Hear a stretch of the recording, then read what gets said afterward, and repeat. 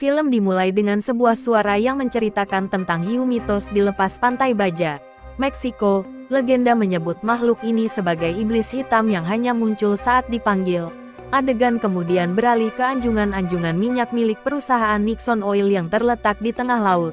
Dua pekerja berada di perahu dekat rig, bersiap melaksanakan beberapa tugas yang diinstruksikan. Salah satu dari mereka bernama Nacho menyelam ke dalam air dan memasang bom di lokasi tersebut. Saat dia mencoba untuk berenang kembali ke perahu, dia tiba-tiba diserang dan dimakan oleh makhluk misterius. Rekannya di perahu merasakan getaran dan mencoba menghubungi Nacho. Saat dia tidak menerima respons apapun, dia menyalakan lampu di perahu untuk membantu Nacho menemukan jalan ke atas. Namun, saat melakukan hal tersebut, ia menandatangani hukuman mati saat makhluk tersebut melacaknya dan memakannya hidup-hidup. Dalam adegan berikutnya, kita diperkenalkan dengan inspektur perusahaan Nixon Oil, Paul Sturges, yang dikirim ke kota kecil di Meksiko untuk memeriksa El Diamante, sebuah anjungan minyak lepas pantai. Ia mengajak istrinya Ines dan kedua anaknya, Audrey dan Tommy, untuk berlibur. Setibanya di sana, keluarga tersebut menemukan kota tersebut dalam reruntuhan dan penduduk setempat yang tersisa curiga dan tidak ramah. Paul berkendara ke hotel yang sama tempat dia dan istrinya menginap untuk berbulan madu 16 tahun lalu. Namun, mereka mengetahui bahwa hotel tersebut tutup. Jadi Paul pergi untuk berbicara dengan beberapa penduduk setempat dan bertanya tentang restoran terdekat. Salah satu warga setempat bernama Ray menduga dia bekerja di industri minyak karena tempat tersebut bukan kota wisata. Saat itu, Ines turun tangan dan berbicara dengan pria tersebut dalam bahasa ibu mereka, menyadari bahwa wanita tersebut adalah orang Meksiko. Ray memutuskan untuk membantu mereka dan membawa mereka ke restoran. Dalam perjalanan, keluarga tersebut melihat sebuah kuil yang didedikasikan untuk Tlaloc, dewa Aztec, yang diklaim Ray sebagai altar yang didirikan untuk melindungi penghuninya. Dia juga memberitahu mereka bahwa ada makhluk di laut yang oleh penduduk asli disebut El Demonio. Namun, keluarga tersebut menganggapnya sebagai dongeng belaka dan masuk ke dalam restoran. Tidak lama kemudian, Paul menerima telepon dari kantor, memintanya untuk segera melakukan inspeksi untuk melihat apakah rig tersebut layak direvitalisasi atau dinonaktifkan. Akibatnya, Paul pergi, meyakinkan keluarganya bahwa dia akan kembali sebelum matahari terbenam. Dia kemudian menyewa perahu dan menuju ke rig. Saat berlayar, dia bertanya kepada pelaut tersebut tentang apa yang terjadi pada kota tersebut. Yang terakhir ini mengungkapkan bahwa masyarakat telah meninggalkan kota tersebut karena takut terhadap El Demonio. Setelah mencapai jarak tertentu, pelaut tersebut menepi dan meminta Paul untuk melanjutkan sisa perjalanannya sendirian karena dia tampaknya takut mendekati anjungan pengeboran. Kembali ke restoran, keluarga tersebut didekati oleh anggota geng lokal yang mabuk, yang segera mulai melecehkan Audrey, dalam upaya untuk melindungi putrinya. Ines memukulkan botol bir ke kepala penyerang dan mengacungkan pecahannya sebagai ancaman sebelum melarikan diri bersama anak-anaknya. Ketiganya mencoba masuk ke dalam mobil mereka tetapi mengetahui bahwa geng tersebut telah membocorkan ban. Tidak punya pilihan, Ines membawa anak-anaknya ke pantai dan membayar seorang pelaut untuk mengangkut mereka ke anjungan minyak. Sementara itu, Paul tiba di anjungan tersebut dan menemukannya dalam kondisi rusak, ditandai dengan bahaya, dan dikelilingi oleh tumpahan minyak. Ia juga menemukan beberapa peralatan selam berlumuran darah. Meski begitu, dia tidak terpengaruh dan terus menyelesaikan pekerjaannya. Sesampainya di sana, dia mulai memanggil rekannya, tetapi tidak ada yang menjawab. Saat dia memasuki sebuah ruangan, dia dipojokkan oleh dua pria, Chato dan Junior, sebelum mereka dapat menyerangnya. Paul menjelaskan bahwa dia adalah inspektur yang dikirim oleh Nixon Oil. Akibatnya, kedua pria tersebut menurunkan senjata mereka dan mengungkapkan bahwa merekalah satu-satunya anggota kru yang selamat, dan sisanya telah terbunuh. Karena bingung, Paul mencoba bertanya lebih lanjut, namun percakapan mereka tiba-tiba terganggu oleh suara perahu yang mendekat. Itu tidak lain adalah keluarganya sendiri. Saat perahu mendekat, Chato dan Junior mulai panik dan menyalakan api untuk mengalihkan perhatian orang yang disebut El Demonio. Pada saat yang sama, Paul menyadari perahunya tenggelam dan tidak mengerti apa yang sedang terjadi. Akhirnya, Keluarganya berhasil sampai ke Rick dengan selamat. Saat turun dari perahu, Audrey tidak sengaja terjatuh ke dalam air. Dan saat itu, ia menyaksikan beberapa anggota tubuh manusia mengambang. Setelah diselamatkan, gadis itu menceritakan kepada ayahnya tentang apa yang baru saja dilihatnya. Namun ayahnya menolaknya dan mengatakan bahwa dia pasti kebingungan karena minyak yang menyebar.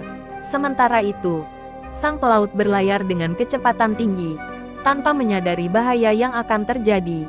Di saat yang sama, Paul dan Ines menuntut jawaban atas apa yang terjadi. Jadi Cato memberikan mereka teropong untuk mengawasi pelaut yang kembali. Yang membuat mereka ngeri. Mereka menyaksikan megalodon raksasa seberat 70 ton melahap seluruh perahu. Ternyata ini adalah makhluk yang sama yang oleh penduduk setempat disebut sebagai setan hitam dan El Demonio dalam bahasa Spanyol. Setelah kejadian itu, Ines diliputi rasa bersalah pada pelaut tersebut karena dialah yang meyakinkannya untuk membawa mereka ke anjungan. Namun, Paul menghiburnya dengan mengatakan bahwa itu bukan salahnya.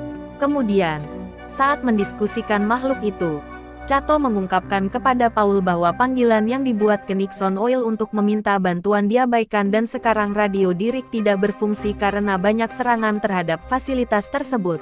Setelah mengetahui bahwa tidak ada listrik di sini, Paul membuat rencana untuk menyelam ke dalam air, memperbaiki kabel listrik, dan kemudian memperbaiki sistem komunikasi. Saat bersiap melaksanakan rencana mereka, Cato mengungkap teori tentang iblis hitam. Dia mengatakan bahwa Tlaloc, dewa hujan, mengirimkan iblis hitam ini untuk menghukum umat manusia karena menghabiskan sumber daya alam. Selain itu, ia mengklaim bahwa makhluk setan ini membuat orang melihat sesuatu dan bermain dengan pikirannya. Paul sama sekali tidak mempercayai cerita ini dan bahkan meneriakinya karena memenuhi kepala anak-anaknya dengan tahayul tersebut. Setelah itu, Cato dan Junior menuju ke dalam air dengan kapsul selam. Sementara Paul mengawasi mereka melalui perangkat genggam. Saat mereka mencapai kedalaman tertentu, keduanya menyelam ke laut untuk menyelidiki masalah pasokan listrik. Segera setelah itu, mereka menemukan bom waktu yang dipasang Nacho di kaki Rick, yang membuat mereka sadar bahwa Rick tersebut akan meledak dalam beberapa jam ke depan. Lama penjelajahan mereka, Cato tiba-tiba melihat bagian tubuh manusia yang melayang di sekitarnya. Menyadari bahwa iblis hitam sudah dekat, dia buru-buru berenang kembali ke dalam kapsul.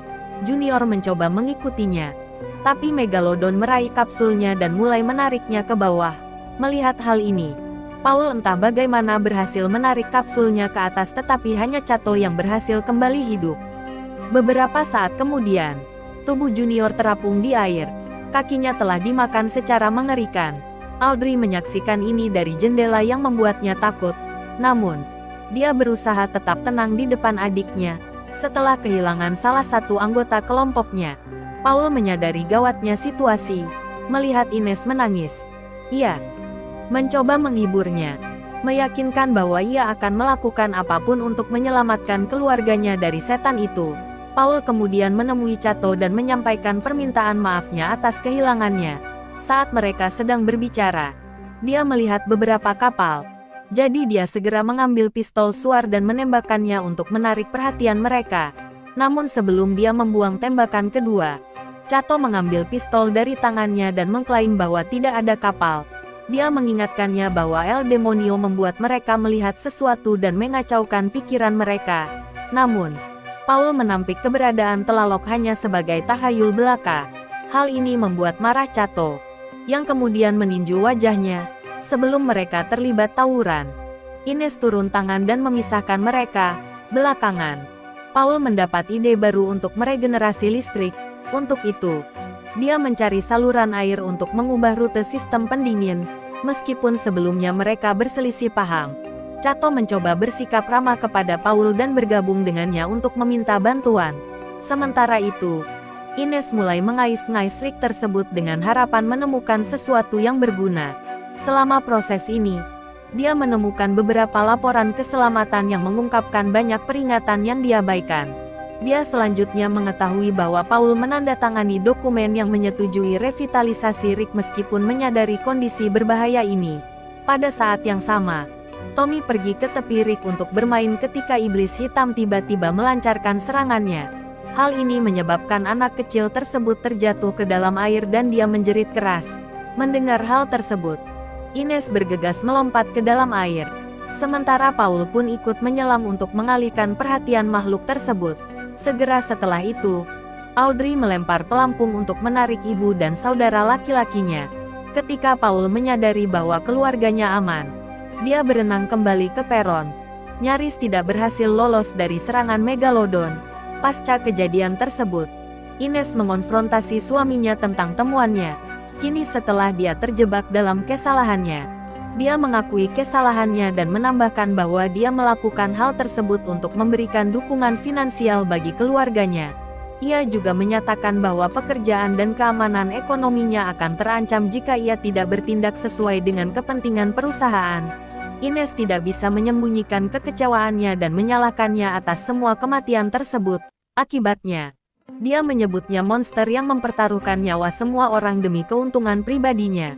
Mendengar hal ini, Paul menyesali perbuatannya. Namun sudah terlambat untuk memperbaikinya karena bom tersebut meledak dalam waktu kurang dari 1 jam. Dibebani rasa bersalah, dia kemudian mengaku kepada Cato tentang semua yang telah dia lakukan di masa lalu. Saat itu adalah tahun pertamanya bekerja di Nixon Oil ketika dia menemukan ketidakberesan pertama di perusahaan tersebut.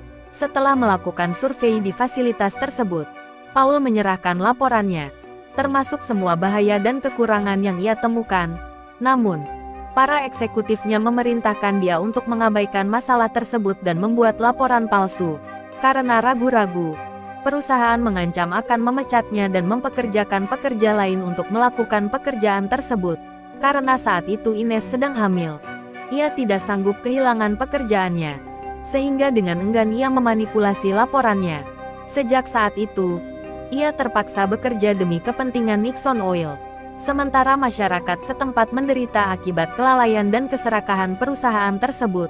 Melihat bom tersebut, Paul kini menyadari bahwa Nixon Oil berniat meledakkannya beserta seluruh anjungannya karena mereka khawatir praktik mereka akan terbongkar dan mereka mungkin disalahkan atas tumpahan minyak tersebut. Bertekad untuk tidak membiarkan keluarganya menderita karena kesalahan yang dilakukannya, Paul menyusun rencana untuk mengeluarkan mereka. Dia memutuskan untuk menyelam ke dalam air dan mengambil bomnya, sambil juga memancing hiu tersebut. Dengan cara ini, mereka dapat memberi mereka cukup waktu untuk melarikan diri dari tempat kejadian. Sementara itu, Tommy dan Audrey terlihat membuat perahu darurat yang dilengkapi jaket pelampung untuk memudahkan pelarian mereka. Paul menyampaikan keputusannya kepada istrinya dan juga menyampaikan permintaan maaf yang tulus atas kesalahan besar yang dilakukannya. Setelah mengetahui risiko yang ada dalam rencana ini, Ines merasa khawatir terhadap suaminya. Namun suaminya mengatakan bahwa dia harus mengambil langkah ini untuk memperbaiki kesalahannya. Setelah ini, dia membuat janji pada Cato bahwa dia akan membawa keluarganya ke tempat yang aman. Paul kemudian mengenakan setelan jasnya dan menyelam ke laut. Sementara Cato membawa mereka semua ke perahu. Paul segera menemukan bom tersebut dan menyadari bahwa hanya 5 menit tersisa untuk peledakan. Pada titik ini, dia menyadari bahwa dia tidak akan bisa melarikan diri sebelum ledakan terjadi. Jadi, dia melilitkan bom itu ke tubuhnya dan memutuskan untuk mengorbankan dirinya untuk membunuh makhluk itu. Dalam beberapa menit terakhir, Paul bersembunyi di struktur rig dan menghubungi keluarganya melalui radio. Dia meminta maaf kepada istrinya sekali lagi, menyemangati anak-anaknya untuk tetap kuat, dan mendoakan semoga mereka beruntung di masa depan. Paul juga meminta maaf kepada Cato atas kerugian yang dia timbulkan terhadap warga kotanya. Selain itu, dia memberitahukan kepadanya bahwa dia telah meninggalkan beberapa dokumen di tasnya sehingga dia dapat meminta pertanggungjawaban Nixon Oil. Setelah mengucapkan selamat tinggal terakhirnya kepada semua orang, Paul berenang keluar dan membiarkan Megalodon melahapnya. Beberapa saat kemudian, bom tersebut meledak, yang pada akhirnya membunuh iblis hitam tersebut dan menyebabkan rig tersebut runtuh. Keluarga yang menyaksikan ledakan tersebut dari kejauhan merasa terpukul. Namun Ines tetap berusaha untuk tetap tegar di depan anak-anaknya. Saat mereka berlayar, mereka akhirnya diselamatkan oleh perahu nelayan. Film berakhir dengan dimulainya hujan badai, melambangkan potensi pengampunan umat manusia oleh Dewa Hujan.